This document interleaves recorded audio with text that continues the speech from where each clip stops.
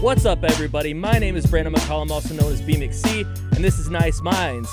I'm with a very, very special guest today, Stephanie Lombardo. How are you, Stephanie? Hi, I'm doing great. How are you? I am doing good. So it's actually interesting. We go a few months back now because you hit me up through my friend Corva because you saw the episode with Corva. We've been trying to get you on. I can't remember. It has to be like at least 2 or 3 months at this point. But here we are. We made it work. I love your podcast. I love that. And I think I've told you this before, but that you're, giving a platform for independent artists and letting them have a voice and talking about some really important issues at the same time. So I'm really glad that we connected and that I could be here. Absolutely. Thank you. So yeah, I guess we'll get straight into it. How did you get your start in music? Like, what's your background? So I started in music at like 3 years old when my parents signed me up for piano lessons. So I started playing piano when I was very little, and I had a private teacher come over every weekend to give me lessons. And my love for music grew throughout the years. My father is very musical. Grew up with music all throughout the house every day, practically. I didn't start writing original music until after college. So I actually went to school for film production. So I also have a very big passion in filmmaking, and I find that fascinating because it encompasses so many different art forms. But music was something that always spoke to me. I always wanted to sing and songwrite. And it wasn't until, like I said, after college when I was working with a few people that were musical and I got this spark of inspiration that I didn't have prior. And I started writing some original material. And the first song I wrote is a song called Get Out of Bed. And this is a song that I literally wrote one morning when I was in bed, and no rhyme or reason. It just kind of came pouring out. And that's the thing about songwriting and music in general, is that it's very feelings based. And sometimes things come out of your soul that you never really knew were there before. And they come out in a musical way. And it's very cathartic. So I wrote that and I said, maybe I should turn this into a song. And I had never really recorded a single before. But this time I said, let me put it out there and just see. And it's actually, when you're an artist and you're putting your work out there, it's a very vulnerable position because it's usually a very personal thing, when you write music. So I did that. I didn't have a chorus until a year later. Anyways, long story short, that's how I, put out my first record. And then I just started writing music from there. And then once I started gaining that momentum, I think that's a key part, is like momentum when you're doing anything artistic, and particularly in music. You have to just play on the piano, see what comes out of you. Don't try to force it, just completely surrender to any inspiration. And that's interesting that you went to film school, because I know that you're also a stand-up comedian, right? Yes, I've done stand-up for a couple of years. Haven't done stand-up in a while due to the virus situation, but yes, I've done stand-up. And that was also kind of like a dream of mine since I was a little kid too. And my philosophy is always try something. And if you like it, great. If not, then you're really not losing anything. So for me, stand-up was something I always wanted to try. I did an open mic again after college. All this stuff happened after college. I don't know. It was like a new freedom for me, I guess. And ended up loving it. And I was called back to a couple of clubs.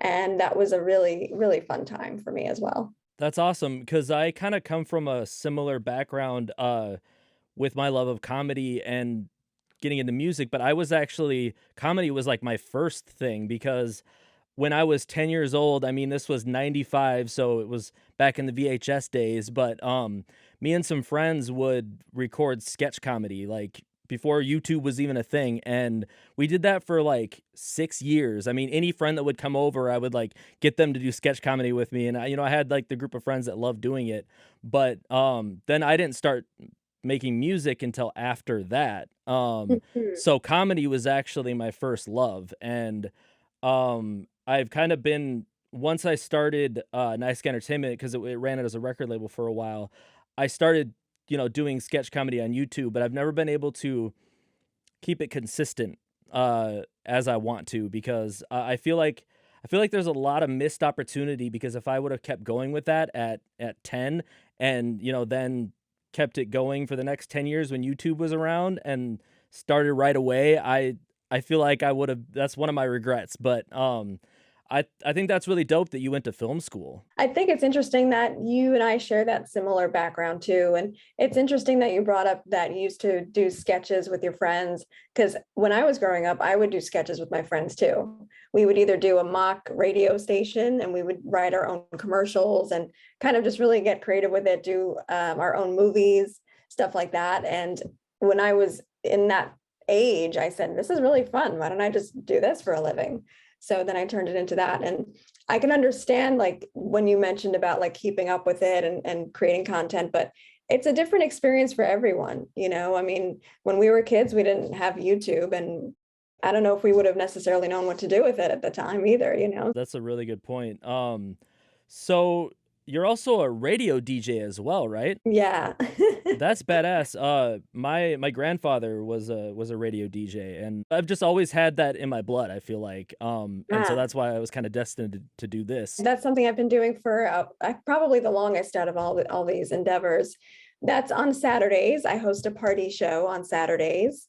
And so it's a weekend gig. It's really fun. And I play a lot of different party and dance music, but I have a lot of great interaction with listeners. And just this past weekend was the first time we went back into the studio after doing it remotely through the virus. So through the pandemic, I should say. And it was great. I was getting calls, I was doing contests again. It was a really fun thing. What radio station did your grandfather work for?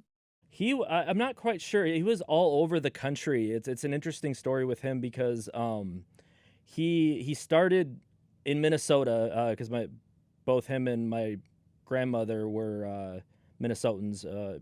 and then he got moved around like all over the country. I mean, I think because my mom was born in Detroit, so he Mhm. was in Detroit for a while.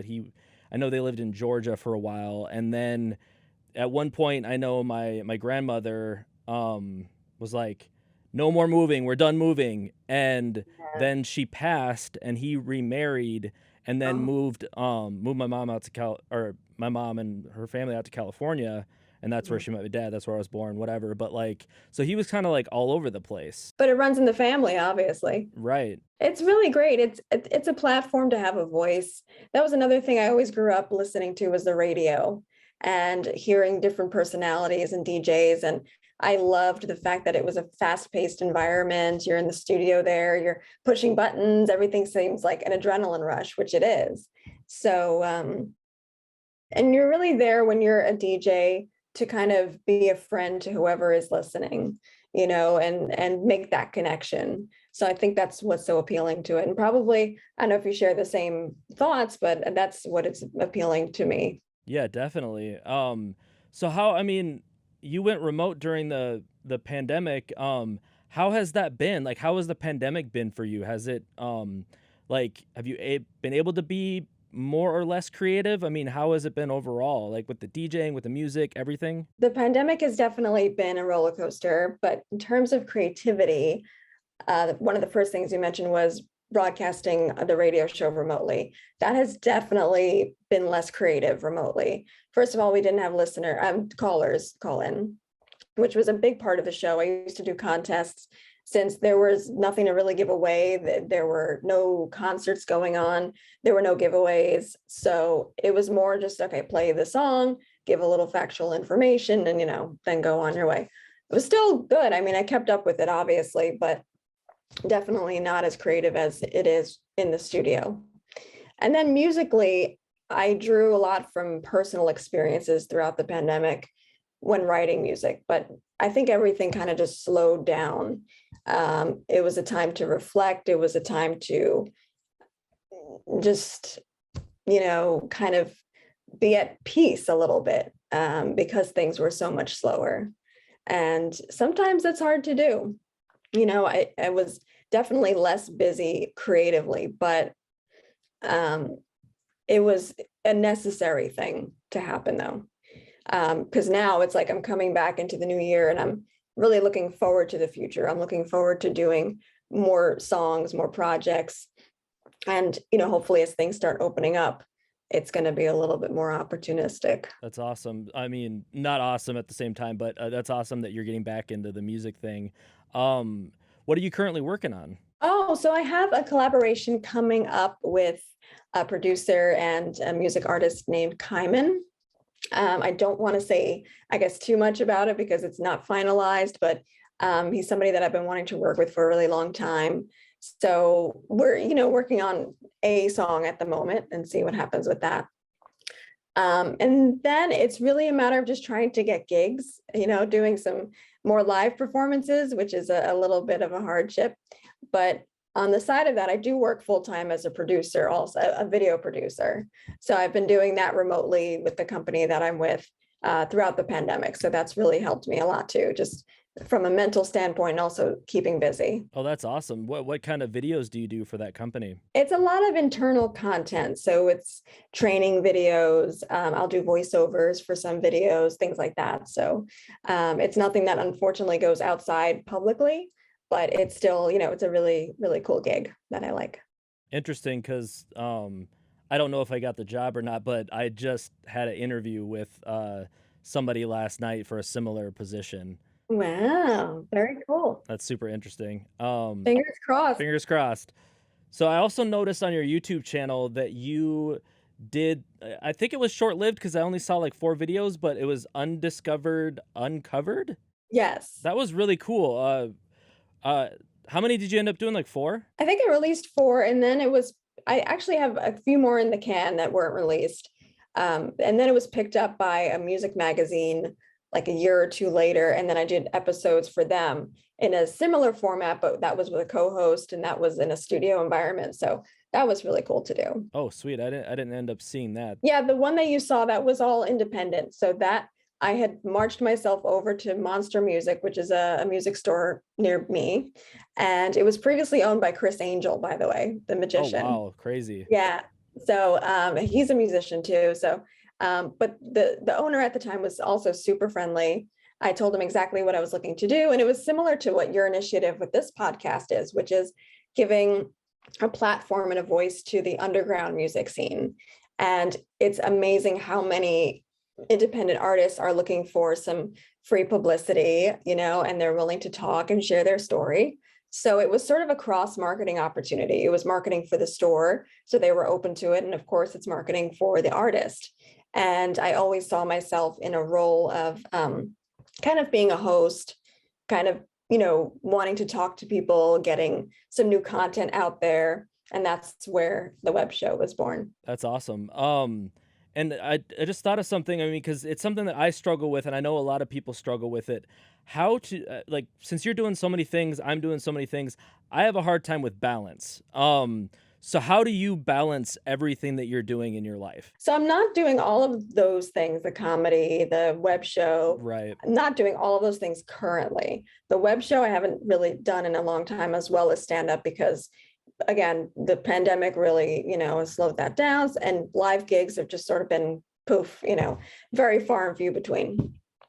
So yeah, I always used to struggle with balance as well, and trying to focus, okay, what do I really want? Do I want to, put my energy towards this, but this is a great idea too, and over time, it's like, I think it's a mix of things. It's not like one formula. It's probably, you have to figure out what works for you. But for me, it's prioritizing, obviously. Like if I have a video project, I put a deadline for myself.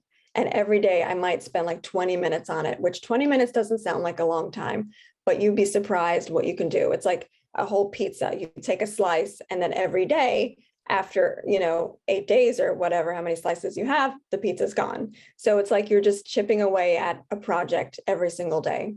And yeah, it is, it's finding that balance, because priorities shift from month to month or year to year, but it's sort of a work in progress, I guess.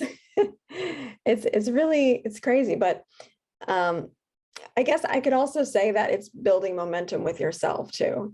If you start to see progress with a project, then that's the reward. So you're kind of getting that gratification just by seeing that progress, and that's going to keep your mind kind of in it.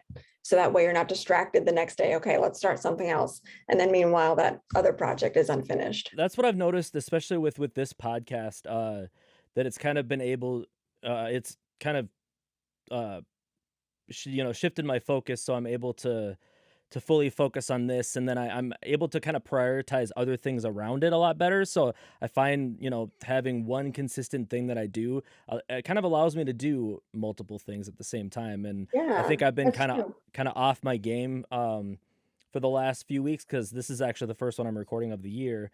Oh, great. Um, and I found myself just really lost over the last few years with trying to balance everything and trying to figure out how to prioritize and where to, Yeah. put my focus, because um I, I I end up mentioning this on every episode, but I ran a record label from uh 2015 until like I shut it down in 2020, and my Mhm. mom got cancer in 2018, and I was like by her Mm, side for that like whole time. And so like I literally like put the record label to the side.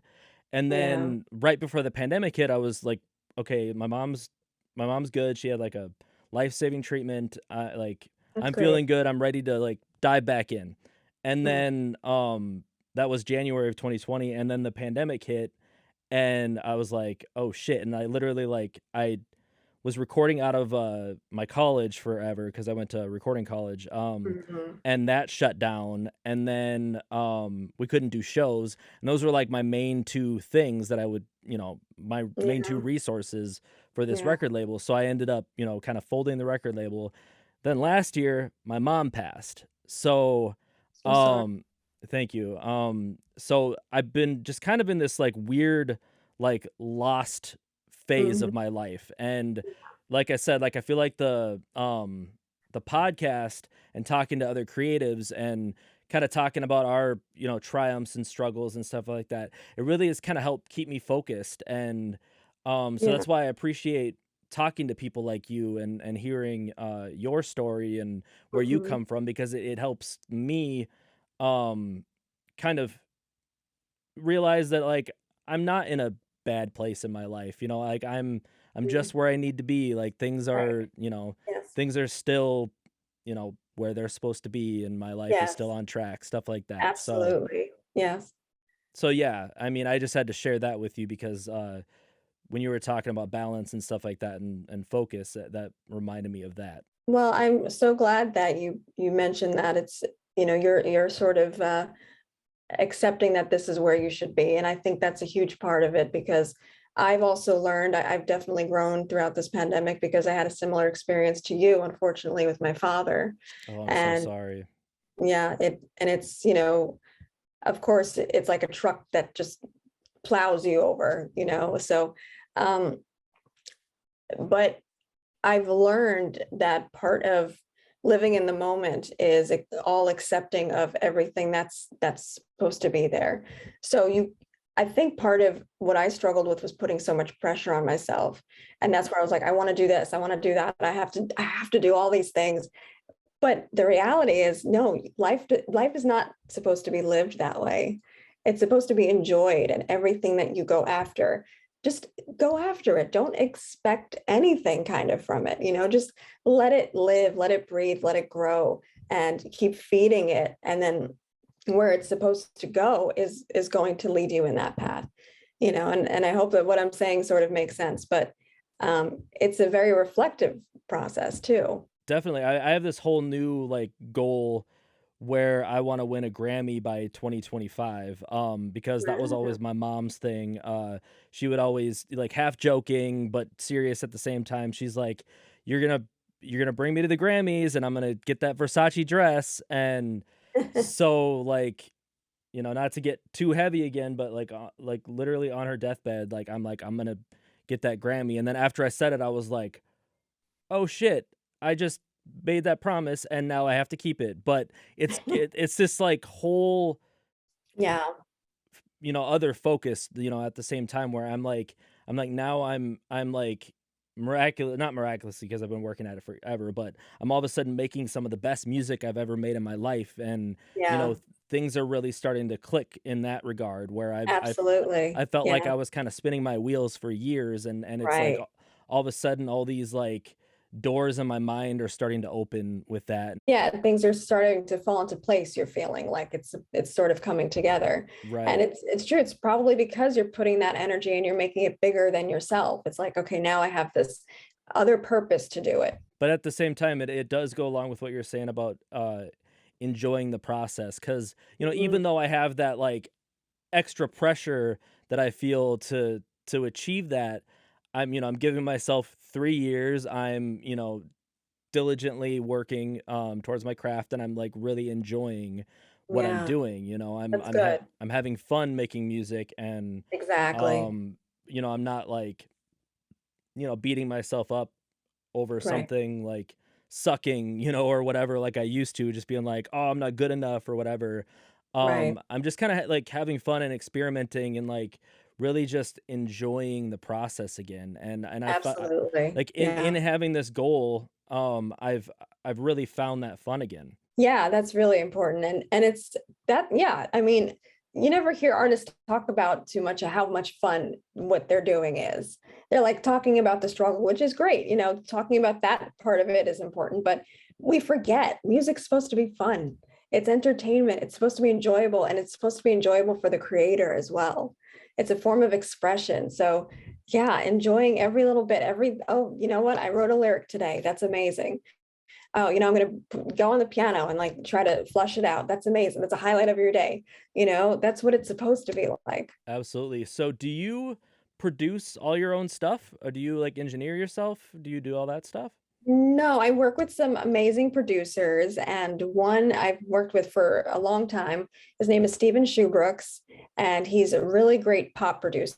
Like whenever I work with him, it's like he takes my idea and puts it into life. It's amazing. He's sort of a musical mind reader in that way. So, but I've worked with some other really great producers too. So what I usually do is I'll record the lyrics. I'll give, if it's an original piece, then I'll tell them kind of the beat that I want, the feel, the vibe that I'm going for. And then again, when you're working with the right producer, they can kind of flush it out a little bit more. And then there's the back and forth revision process after that. That's awesome. I would actually love to collaborate with you in that regard because Yeah. I'm really looking to get into the pop space because I'm a hip hop head, but I have tons of pop beats that I'm sitting on, and like that's where I want to end up. Obviously like Yeah. Grammy, that sort of thing. Like, but Yeah. I don't have a lot of experience in the pop world yet with producing pop music. Right. As far as like working with artists and singers and stuff like that. So Right. if you're ever looking for more people to contribute or collaborate with, I would love to do that. Please. I would be honored. And you read my mind. I was going to say that earlier too. Like I would love for us to work together on something. That would be Awesome. awesome. Yeah. Sweet. That would be really, really sick. So what is your process usually like then? We'll kind of go into that. So do you usually, or does it all depend on the situation? Do you usually come up with like lyrical ideas or melody ideas, or how does that work for you? It could go either way. I've written some songs where I just sit at the piano and I could be playing a song that's already well known, but I might hit a wrong note, but it sounds good. And I'm like, oh, let's go with that. And then I'll just start creating a melody and then I'll put lyrics to it afterwards. Or a lot of times music comes to me when I'm just about to fall into a really deep sleep. It's like Same. this That's crazy. subconscious, yeah, and I do believe that there are forces that, sing to me at night. And, I have to wake myself up and then like go over to my phone or Yep. write it down in my notebook. And it's like scribble, scrabble. The next day I'm like, I don't know what I just said, but but that's usually how it happens where you're half asleep. Must be a subconscious thing, I guess. I don't know. That's super interesting because yeah, literally just the other night I was laying in bed and all of a sudden just this melody started just like playing Yeah. in my head and I had to get up Yeah. and record it. And there's times where I wake up with something and I just have like a whole Yeah. chorus just sitting there like I out know. of nowhere. Out of nowhere. I know. That's crazy that you do that too. I do. Yeah, absolutely. I don't know if you're spiritual, but I say it's God or it's, some people up there. Yeah, I mean I definitely believe that. I consider myself agnostic, but I'm spiritual. Right. So I definitely believe that. I definitely am open to that possibility of higher forces being in play Sure. whenever I come up with those ideas, you know. Absolutely. Yeah. You never know.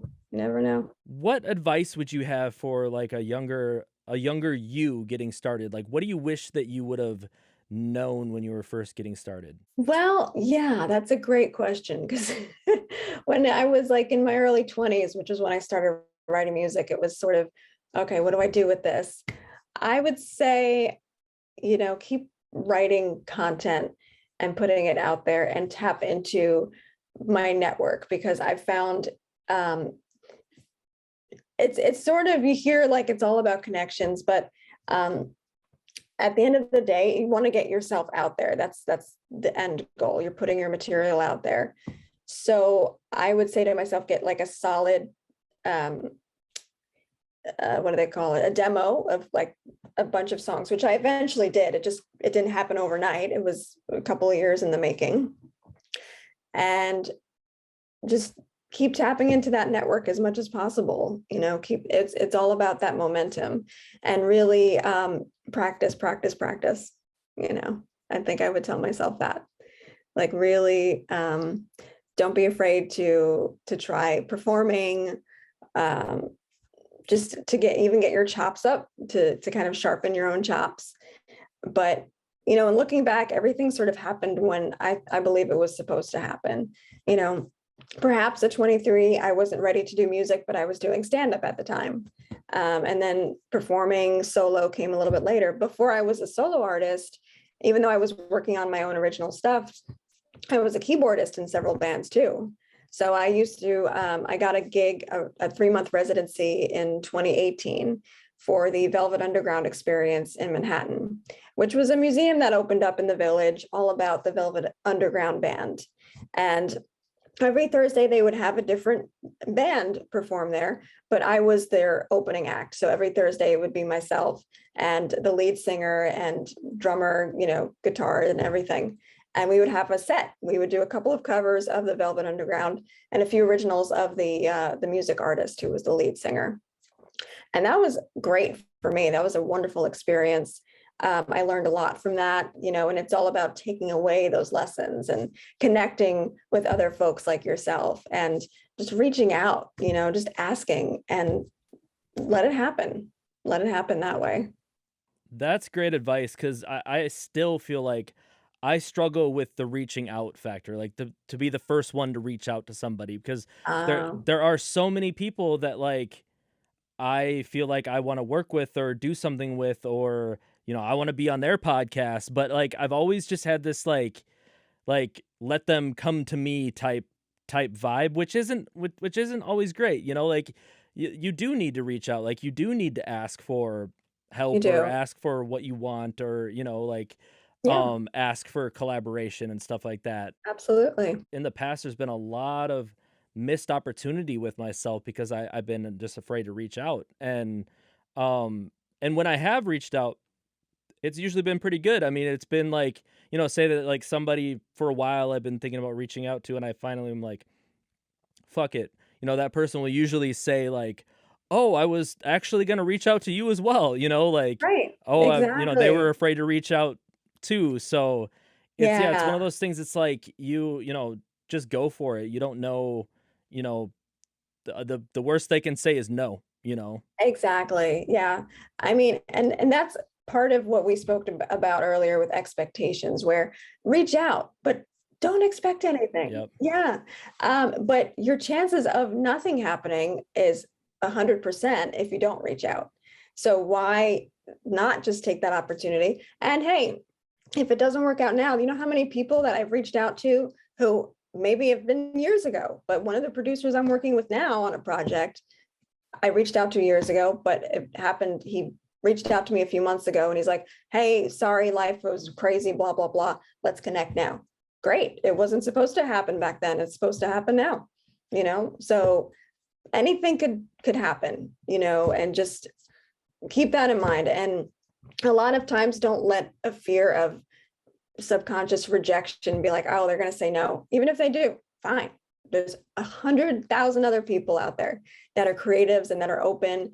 And I think especially as musicians, there's more of an openness with musicians that we're looking to help each other. I haven't seen that quite as much in other areas of entertainment like music. I think music is a lot more open that way. Even in like the stand-up world? Yeah, I think, well, the stand-up world, for my experience, it got very small very quickly. And that just means that you start to know people a lot more as you get into it more and more. Um, and they are willing to help, but I think because like you're one person on stage, it's not as much as of a collaborative process. You know, you're one person with the show. So you're kind of constantly competing with all these other stand-ups. And as a musician, there's opportunity for collaboration, even if you're two singers, even if you're two guitarists. Oh, I know a guy who's looking for a guitarist, or, you know, so and so. It's a little bit more of like that bigger network type of thing. I can see that. Yeah, definitely. I mean, but that's what I've always like kind of saw in the stand-up world is like a camaraderie, and that I was just like, "Oh, that's so cool." Like it seems like they really like are like a, collective almost in the stand-up world, but I can see how it's definitely like one-dimensional in that aspect where you're the only one on stage. Stand-up is one of the purest forms of entertainment because it's just you and the microphone. You got no backup band, no props. I mean, in my case, I did use a few props, but you know, it's so genuine. That's what I love about it too, though. So, and that's also kind of cool when you learn about yourself and your creative side. You don't have to just be a musician. You don't have to just be this.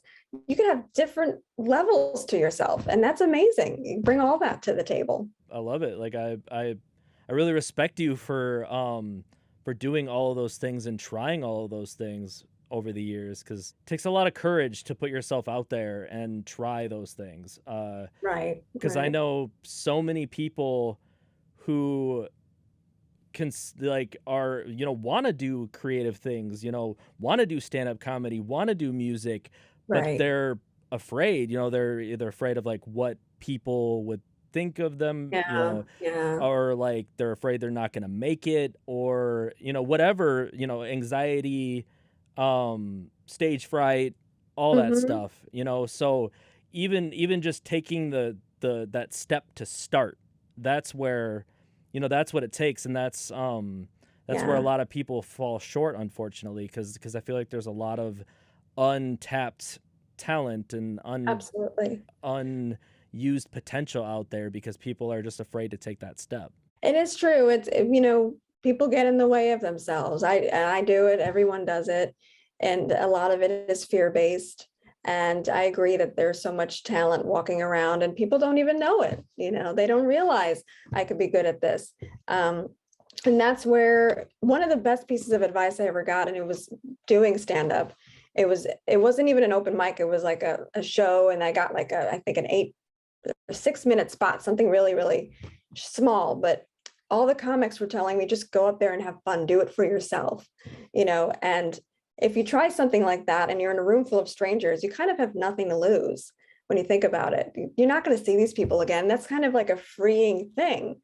And when I first tried stand up, again, using this as an example, didn't expect anything. I just did it because let's just try it. If I love it, great. If not, I don't have to do this ever again. You know, so that's also helps get you over, okay, I don't have to be perfect. I'm just gonna just try it. I bet when you got those first laughs, I bet it was just Yes. amazing. It was like, oh yeah, it's a rush. And I'm like, yes, I'm nailing it. It's great. Yeah, so that's definitely, you know, an ego boost for sure. I always think about like, because I mean, I'm like, oh, I've done sketch comedy, I'm pretty good at improv. I'm like, I wonder if I could do stand up, but I've always just been afraid of I perform by myself on stage with my rap music, but like stand up just seems like such a more vulnerable thing. I mean, I feel like I would probably have to have like 3 or 4 drinks, because I felt like I had to do that when I would be on stage with my rap stuff. Right, right, right. Yeah. Yeah, I feel like I would just be shaking even before getting up there. Well, you don't know. That's the thing, right? Yeah. And when we're faced with some pressure, sometimes we surprise ourselves. I guess we've covered every single thing that I wanted to cover with you.